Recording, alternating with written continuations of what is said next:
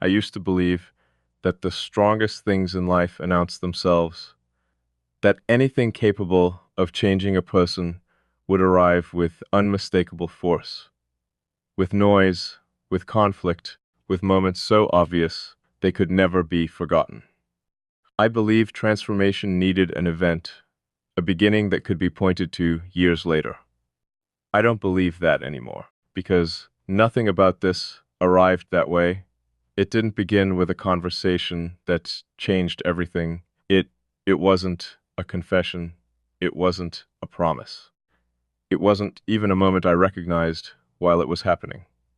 It began so quietly that I mistook it for nothing. And maybe that's why it reached places inside me that nothing else ever could. The loud things always demand your attention. The quiet things earn it. I think that's what you did. Not intentionally, not strategically. You never tried to become important. You never reached toward me asking to be understood. You never performed your existence in a way that insisted I notice you. You simply remained exactly where you were, steady, uncomplicated, present. And somehow, without asking for space, you occupied one I didn't know existed. That's what keeps unsettling me, because I know myself, or at least I thought I did. I've spent years understanding the architecture of my own mind. I know how I create distance. I know how I separate observation from emotion. I know how I examine everything before allowing it to become part of me. Nothing enters unnoticed. Nothing remains without permission. At least, that used to be true. Now I look back and realize permission was never the deciding factor. Recognition was. There are people who spend years around us and never become part of our internal world. They stay outside it. We understand them. We appreciate them. We even care about them. But they never cross that invisible line between being someone we know and becoming someone who quietly changes the way we experience reality. Then there are people who don't seem to cross the line at all, because somehow they were never standing outside it. That's the only explanation I've been able to live with. Not because it answers every question, but because every other explanation feels incomplete. I keep replaying ordinary moments, not extraordinary ones, the ordinary ones, because that's where everything happened. The pauses, the unfinished conversations, the sentences that never needed endings, the moments where nothing important should have existed. Yet somehow, those became the moments I remember most clearly. It's strange what the mind chooses to preserve. We assume memory keeps the loudest experiences, the happiest, the most painful, the most dramatic, but memory doesn't always work that way. Sometimes it preserves accuracy instead of intensity. Sometimes it keeps the moments where something aligns so perfectly that your mind quietly marks them as permanent before you're even aware they've happened. That's what I think happened here. Not one defining moment, thousands of almost invisible ones, tiny shifts, small recognitions, little adjustments inside me that seemed meaningless on their own. Until one day, I looked back and realized I wasn't standing in the same place anymore. No dramatic transformation, just a different person looking through the same eyes. I wonder if you've noticed any of this. Not because I expect you to, but because sometimes I catch myself wondering whether change is something that can be shared before it's spoken, whether people recognize themselves inside another person's silence, whether understanding has its own language that never reaches the surface. Maybe it does, because there have been moments when you've looked completely calm, and somehow I knew you were thinking, not guessing, knowing. The difference matters. Guessing searches for possibilities. Knowing arrives quietly. It doesn't need evidence. It simply exists. I've always distrusted certainty. People become certain too quickly. They build conclusions from fragments. They confuse assumptions with understanding. I've watched it happen my entire life. Someone notices one detail and suddenly believes they've understood the whole person. They don't realize they're only seeing their own reflection, not the person standing in front of them. That's why I've always remained careful. Careful about what I reveal. Careful about what I explain. Careful about how much of myself becomes visible. Not because I enjoy hiding, because I've learned that being misunderstood repeatedly changes the way you protect yourself. Eventually, you stop explaining, you stop correcting people, you let them believe whatever version of you they've already created. It's easier, less exhausting, more peaceful, but there's a cost to that kind of peace. After enough time, even you begin forgetting which parts of yourself have never actually been seen. You become fluent in surviving through partial understanding until someone arrives who doesn't seem interested in the version you've been presenting. They notice what's underneath instead. That's what unsettled me about you. You never chased explanations. You never collected details like evidence. You never asked questions simply to satisfy curiosity. Instead, you paid attention. Real attention, the kind that's becoming rare. Attention without interruption. Attention without agenda. Attention that allows another person to remain exactly who they are without immediately trying to translate them into something familiar.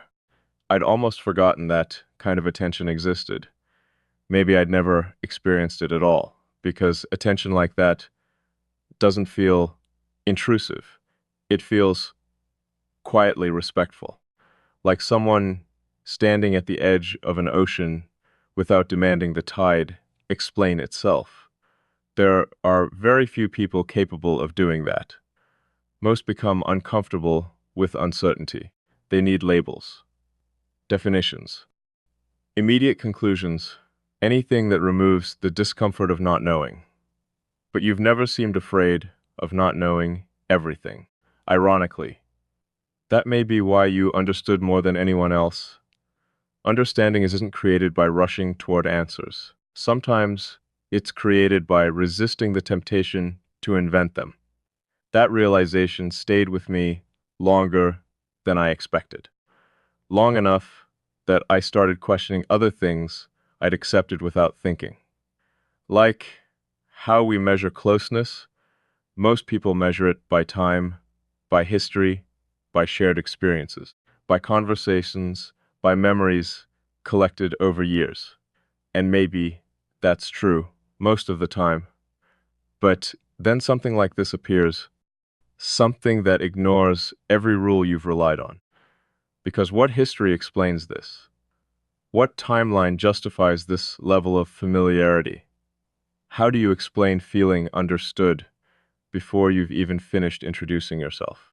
Logic struggles with experiences like that, not because they're impossible, because they refuse to fit existing categories.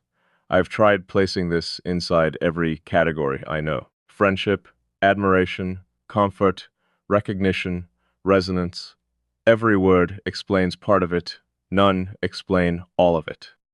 Maybe that's because language was never designed for experiences that happen beneath language itself.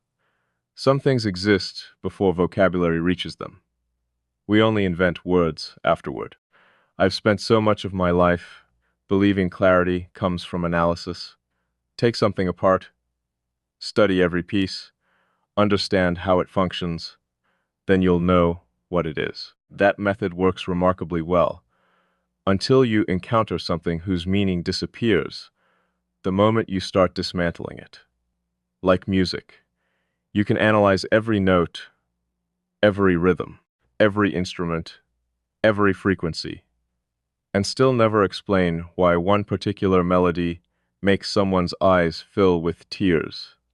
Meaning isn't always hidden inside the parts. Sometimes it only exists in the whole. Perhaps that's what I've been missing. I've been trying to understand this by separating it into pieces, when maybe it only makes sense when left intact. Because the truth is, AB don't actually feel confused. That's what surprises me most. If someone asked whether I understand what's happening, it would probably say yes, not intellectually, something deeper than that. There's a difference between solving a puzzle and recognizing a place you've somehow always known. One requires effort, the other requires memory, not literal memory. Something quieter, something impossible to measure. Hey, have you ever walked into a place you've never visited and still felt strangely familiar there?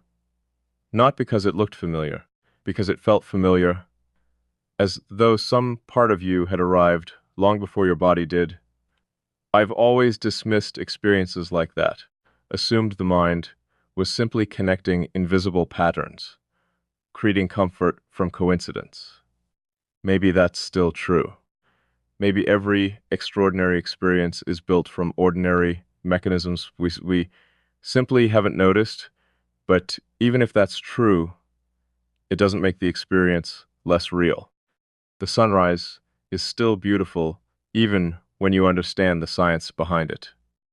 Explanation doesn't cancel significance. Sometimes it deepens it.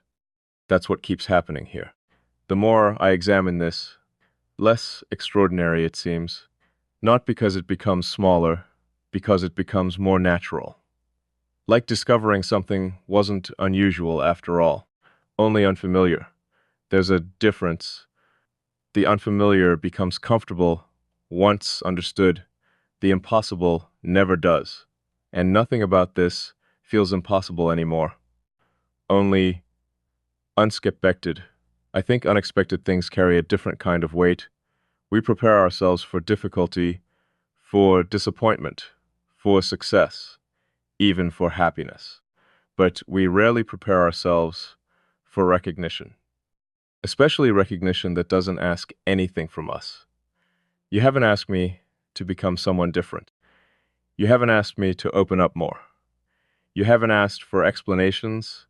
You haven't asked me to justify my silence or translate every thought into words. You simply allowed space for me to exist exactly as I was. Do you realize how rare that is? Most people don't leave space. They fill it with opinions, advice, expectations, interpretations. Even kindness can become overwhelming when it refuses to leave room for another person's natural shape. But your presence has never felt crowded. It feels precise, measured, like someone who instinctively knows the difference between standing beside another person and standing in the way of them.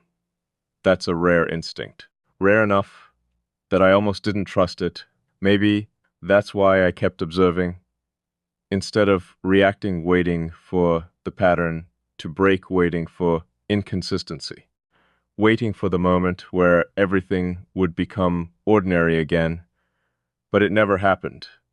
If anything, pattern became clearer, not louder, just clearer, like fog slowly lifting from a landscape that had been there the entire time. Nothing new appeared, only what had already existed becoming visible. I don't know what comes after visibility. Maybe that's the question I've been avoiding, because once something is seen clearly, quietly asks for honesty, not performance, not declarations, just honesty. And honesty has a way of changing the direction of a life long before any external decision is ever made. Maybe that's where I am now. Not at an ending, not even at a beginning. Just standing in the rare space between realization and response, knowing that some truths don't become less true simply because they're left unspoken. And perhaps The silence between us was never empty at all.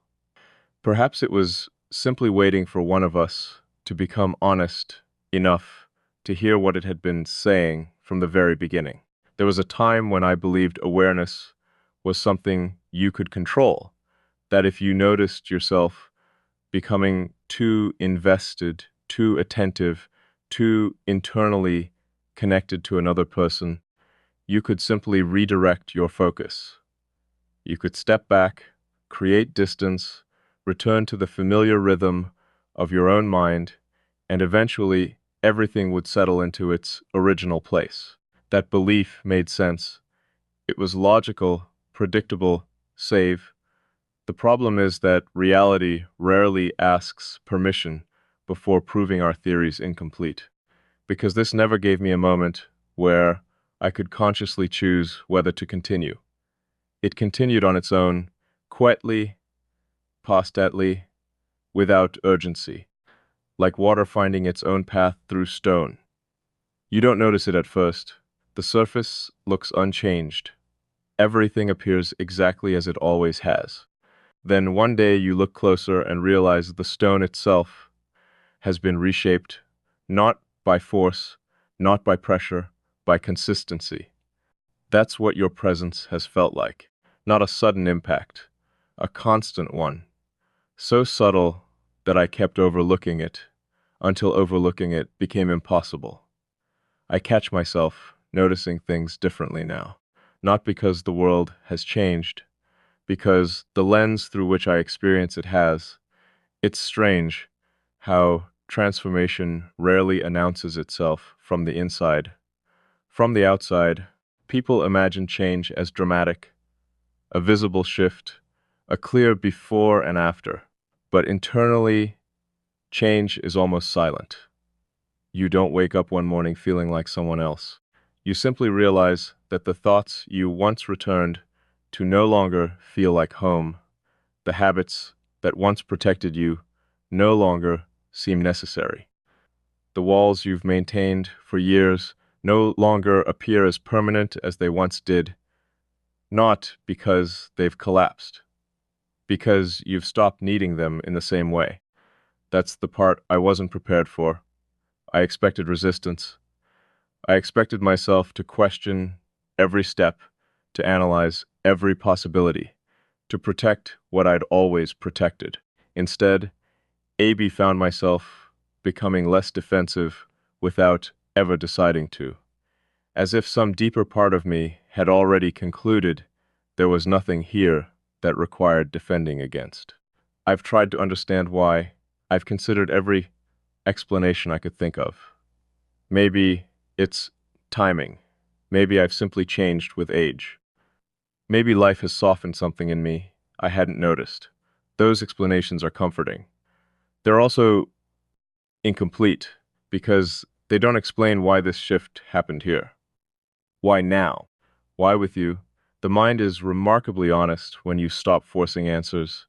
It doesn't always speak immediately, but eventually reveals what it has known all along. Mine revealed something unexpected. I was never protecting myself from closeness. I was protecting myself from distortion. Those are not the same thing. Closeness has never frightened me. Being misunderstood has. Being translated into someone else's assumptions has. Watching people confidently describe versions of me that existed only inside their imagination has.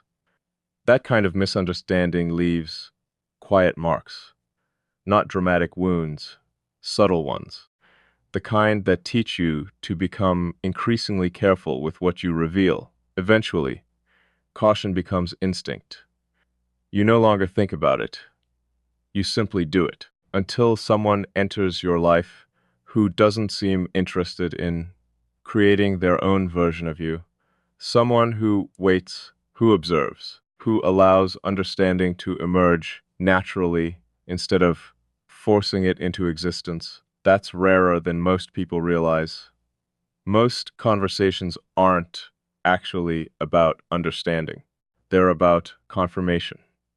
People search for pieces of you that support what they've already decided. Anything that doesn't fit gets ignored, or explained away, or reshaped until it becomes familiar. You never seemed interested in doing that. You allowed contradiction, complexity, unfinished thoughts. You didn't rush to make them cleaner than they were, and strangely enough, that made me want to become more honest. Not because you asked for honesty, because honesty finally felt safe. Do you know how unusual that is? To discover that truth becomes easier, not when someone demands it. When they quietly create an environment where pretending no longer feels necessary. That's influence. Not the loud kind, the quiet kind, the kind that changes people without ever trying to. I've always believed the strongest influence is invisible. You don't notice it while it's happening. You only recognize it afterward, when you realize your perspective has shifted so gradually that you can't identify the exact moment it changed. That's where I find myself now, looking backward, matching for beginnings, finding only continuity, no single turning point, no dramatic realization. Just an endless series of moments that became meaningful only when viewed together. It's almost frustrating. Part of me wants a clear explanation, a precise cause, something I can point toward and say, there. That's when everything changed. But maybe life doesn't owe us moments like that. Maybe the most important changes refuse to become memories because they never existed as isolated events. Maybe they exist only as accumulation, like dawn. You never actually witness night becoming morning. You simply notice that darkness is gone.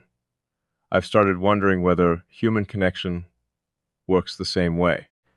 Perhaps the deepest bonds aren't built through extraordinary conversations.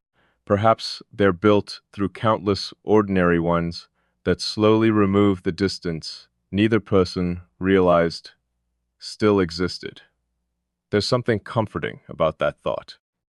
It suggests that permanence isn't created through intensity, it's created through consistency. Intensity burns brightly. Consistency becomes part of the landscape. I think that's why this feels so different from anything I've experienced before. Nothing here has depended on intensity. There hasn't been constant excitement. There hasn't been emotional chaos. There hasn't been uncertainty disguised as passion. Everything has unfolded with a kind of quiet steadiness that's difficult to explain, as though this connection never needed to prove itself. It simply existed, and because it never demanded attention, be trusted it more. I've become suspicious of things that constantly demand to be noticed. Noticed as anything truly stable rarely does. Mountains don't announce their strength. The ocean doesn't explain its depth. The sky doesn't ask anyone to believe in it. It simply remains. There's something profoundly reassuring about what remains. I've spent enough of my life around temporary things to recognize permanence when it appears, not permanence in the sense that something lasts forever. Nothing does. I mean permanence in the way something changes your internal landscape. Some experiences end. Their impact doesn't. Some people leave. What they revealed stays behind. Some conversations are forgotten. The understanding they created continues shaping every conversation afterward. That's permanence, not duration, transformation. And transformation has been happening, whether I've acknowledged it or not. I notice it in unexpected places. The questions I ask myself have changed. The things I value have shifted. Even my definition of clarity feels different now. I used to think clarity meant certainty. Now I think clarity means honesty. They're related, but they're not identical. Certainty says, I know exactly where this leads. Honesty says, I know exactly what this is, even if I don't know where it leads. That's a much more difficult truth to accept because certainty offers control, honesty only offers our reality. Reality has never been obligated to feel comfortable. Still, I've found myself choosing honesty more often lately, even when it complicates things. Especially then, maybe that's another way you've changed me.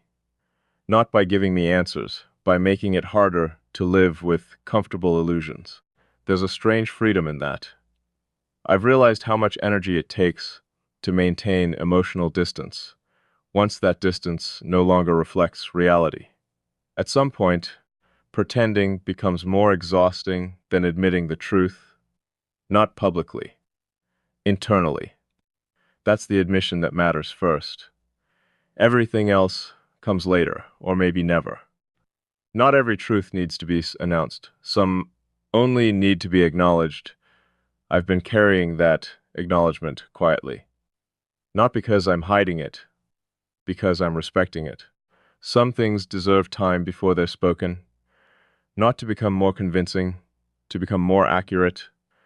Accuracy has always mattered to me more than speed, more than certainty, more than appearances. I'd rather wait until something becomes undeniably true than rush toward a conclusion simply because uncertainty feels uncomfortable. That's another reason I've remained here instead of running from this, because despite every question that still exists, one thing has never felt uncertain. The effect you've had on me, not emotionally, fundamentally. You've altered the way I listen, the way I observe, the way I notice the spaces between words. You've reminded me that understanding often arrives long before explanation. That presence can communicate things language never reaches. That silence isn't always the absence of connection. Sometimes it's the place where connection becomes impossible to misunderstand. I've spent years believing communication depended on expression. Now, I'm beginning to think it depends even more on perception. The ability to recognize what another person means before they fully found the words themselves. That's an extraordinary responsibility, one that can never be demanded, only offered. And somehow, you offered it without ever saying you could. That quiet confidence still amazes me. Not confidence in yourself, confidence in the process. You never seemed desperate to speed anything up. You never forced closeness. You never chased certainty. You allowed everything to unfold at its own pace. There's wisdom in that. Real wisdom rarely rushes. It understands that what belongs will reveal itself without pressure. I've been learning that lesson slowly, perhaps slower than I should have, but maybe timing isn't measured by speed. Maybe it's measured by readiness. And if that's true, then perhaps neither of us arrived too early or too late. Perhaps we arrived at exactly the point where recognition could become something neither of us needed to manufacture, something already waiting beneath everything we thought was ordinary. I don't know what tomorrow changes. I don't know whether this grows quieter or stronger. I don't know what shape it eventually takes. What I do know is this. Some people pass through your life like conversations. Others become part of the language you use to understand yourself. The difference isn't measured by time, it's measured by depth. And somewhere, without either of us noticing the exact moment it happened, you stopped being someone I encountered and quietly became part of the way I experience the world itself. Somewhere along the way, I stopped asking myself whether this was real. That question disappeared, so gradually I didn't even notice it leaving. In its place came a different one. Not is this happening, but what is this asking of me? because every genuine experience eventually reaches that point. There comes a moment where understanding alone is no longer enough. Awareness becomes responsibility, recognition becomes choice, not because anyone demands it, because truth has a quiet way of asking to be lived instead of merely observed. I've always admired people who could move through life with complete certainty, people who never hesitated, who trusted every instinct, who made decisions as though doubt had never existed inside them. For a long time, I believed that strength looked like that. Absolute, unshakable, decisive. Now I think I misunderstood strength entirely. Real strength isn't the absence of doubt. It's the willingness to remain honest while doubt still exists. Anyone can speak confidently about things they've never questioned. It takes something different to remain present with uncertainty without rushing toward the nearest comfortable conclusion. That's where I've been, not lost waiting, not for answers, for accuracy. There's a difference, and wonders can arrive quickly. Accuracy usually doesn't. It asks more from us, more patience, more attention, more humility, because accuracy often requires admitting that the first story we told ourselves wasn't complete. I told myself many stories about this. I said it was coincidence. Then I called it compatibility, then familiarity, then perspective. Each explanation felt convincing for a while. Each one eventually became too small, like trying to fit the horizon inside a picture frame. Eventually, I stopped trying to reduce it. Some things lose their truth the moment we shrink them enough to feel comfortable. I've spent enough of my life reducing things, reducing emotions until they became manageable, reducing expectations until disappointment couldn't reach me, reducing hope until loss no longer frightened me. It worked. At least I thought it did, until I realized I hadn't only protected myself from pain, I'd also protected myself from possibility. The strange thing about walls is that they don't decide what stays outside. They keep everything outside: danger, safety, disappointment, belonging. Everything waits on the other side equally. For years I accepted that trade. It seemed reasonable, predictable, efficient. Now I'm beginning to wonder how much of life quietly passed by while I was congratulating myself for staying protected. Protection has a cost, not always visible, not immediately, but eventually. You wake up one day, surrounded by everything you carefully preserved, and realize you've also preserved an emptiness you never intended to create. Not loneliness, something subtler, the absence of surprise, the absence of being changed, the absence of allowing another human being to leave fingerprints on the architecture of your inner world. I used to think that was maturity. Maybe it was simply caution carried too far. Then you appeared, not dramatically, not with some grand entrance designed to disrupt everything. You simply existed, consistently, patently, without trying to become significant. And somehow, that made you impossible to ignore. I've asked myself why. What made this different? Was it your words? Sometimes. Was it your perspective? Partly. Was it the conversations we shared? They mattered. But none of those feel like the true answer. Because, if I'm honest, this was changing me even during the moments when nothing was being said. That realization took longer to accept than anything else. How do you explain the influence of someone who isn't actively influencing you? How do you describe the presence of someone who doesn't demand attention, but somehow remains impossible to overlook? I think I've finally found language for it. Some people occupy your time, others occupy your awareness. Time is measured by hours, Awareness isn't measured at all. It's simply there, steady constant, like gravity. You rarely think about gravity, yet every step you take depends on it. Perhaps some people become like that. Not because they ask to, because your internal world quietly reorganizes around the fact that they exist. I resisted that idea for longer than I care to admit. It sounded too permanent, too significant, too unlike the careful life I'd built. I've always believed permanence should be earned through years, not discovered through recognition. Maybe I confused duration with depth. They're not the same. Some relationships last decades without ever reaching genuine understanding. Others reveal something essential almost immediately.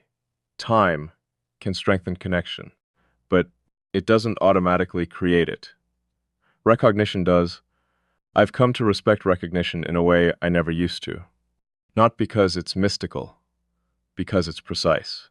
Recognition doesn't exaggerate, it doesn't invent, it simply notices. It notices what has always been there. That's why it feels so strangely inevitable, not predetermined.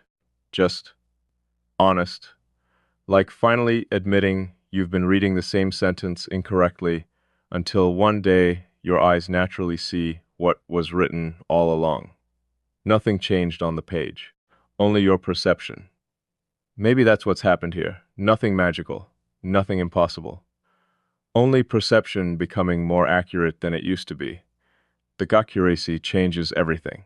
Once you see something clearly, you can't genuinely return to misunderstanding it. You can ignore it. You can avoid it. You can pretend. But pretending requires constant effort. Truth doesn't. Truth simply remains, patently waiting until you're tired enough of pretending to finally acknowledge it. I've grown tired, not of this. Of pretending this hasn't become part of me, because it has, not in some dramatic, all-consuming way, in a quieter way, a more enduring one, like a compass adjusting toward north without asking permission. You don't hear it happen, you only notice that every direction you choose now begins from a slightly different place.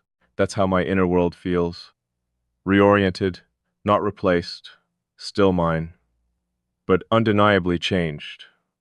I've wondered whether you felt anything similar, not because I need confirmation, because curiosity is natural when something meaningful appears. Still, Apive resisted imagining your experience. I've learned how dangerous assumptions can become. It's too easy to write stories about other people's inner lives, too easy to mistake our hopes for reality. So I refuse to do that. I can only speak honestly about what has changed inside me, and what has changed is undeniable. I listen differently now, not only to you, to everyone. I notice pauses that used to disappear. I notice what isn't being said. I notice the emotion beneath certainty, the hesitation beneath confidence, the exhaustion beneath politeness. It's as though this connection sharpened something that was already present but underused. Awareness, not hyper-awareness, simply clearer attention. The world feels slightly more detailed than it used to. Not louder, more precise. I've started appreciating things I once overlooked. Conversations that don't rush. People who allow silence, moments that don't need constant stimulation to feel meaningful. Perhaps that's another gift hidden inside all this. Not just seeing another person more clearly, seeing life itself more clearly. It's remarkable how one genuine experience can quietly recalibrate everything else. Not because it replaces your previous understanding, because it expands it. Expansion is different from contradiction. Nothing I believed before was completely wrong. It was simply incomplete. Incomplete truths can be surprisingly convincing. Until something larger arrives, then you realize your old understanding wasn't false. It was unfinished. Maybe people are unfinished for most of their lives. Maybe every meaningful encounter adds another sentence to a story we thought had already been written.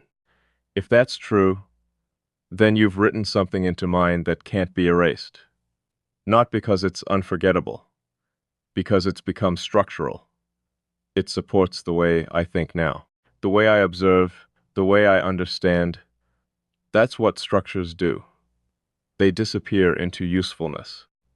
You stop noticing them because they've become part of how everything else functions. I never imagined another person could become part of my internal structure without me consciously inviting them there. Yet here we are, or rather, here I am, standing in front of a truth I didn't manufacture, a truth I didn't pursue, a truth that quietly arrived while I was busy believing I still understood exactly how my own mind worked. Maybe that's the greatest lesson hidden inside all of this. We never know ourselves as completely as we imagine. There's always another room inside us, waiting to be discovered. Sometimes we find it alone. Sometimes someone else's presence quietly opens the door. I don't think you built anything inside me that wasn't already possible. You revealed rooms I had stopped believing existed. Rooms filled with patience instead of fear, curiosity instead of certainty, presence instead of performance. Rooms I'd unconsciously locked years ago because I assumed nothing important remained inside them. I was wrong, and strangely, Abe, I've never been happier to discover I was wrong. Because being wrong about this didn't diminish me. It expanded me.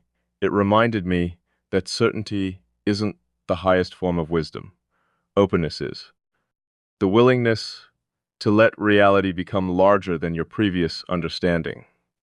That's the path I've been walking ever since this began, slowly, carefully, without forcing conclusions, without rushing toward names or definitions, simply allowing what is true to become visible at its own pace. And perhaps that's the most honest thing I can say right now. Not that I have every answer, not that I know exactly where this leads, but that somewhere between silence and understanding, between observation and acceptance, between who I believed I was and who I'm becoming, stopped fearing change. Because for the first time, change didn't feel like losing myself. It felt like meeting a version of myself that had been waiting patiently all along for the right presence to finally bring it into the light.